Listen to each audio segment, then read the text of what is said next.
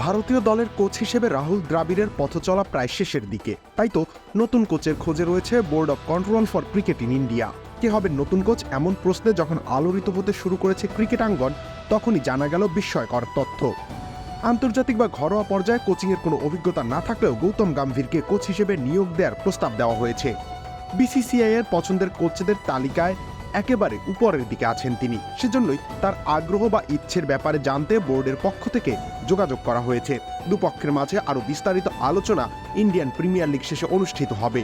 দ্রাবিড় ইতোমধ্যেই জানিয়ে দিয়েছেন চুক্তি নবায়ন করার কোনো ইচ্ছে তার নেই। টি-20 বিশ্বকাপের পরেই রোহিত শর্মাদের বিদায় বলতে চান তিনি।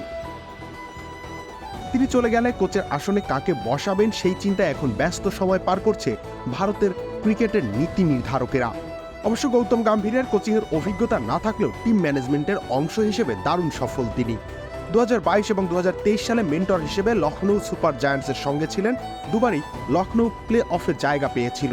আবার 2024 আইপিএলে কলকাতা নাইট রাইডার্সের মেন্টর হিসেবে দায়িত্ব দেওয়া হয়েছে তাকে। ফলাফল টেবিল টপার হয়ে পরের রাউন্ডে গিয়েছে দলটি। এছাড়া লম্বা একটা সময় কলকাতাকে নেতৃত্ব দিয়েছিলেন এই কিংবদন্তি।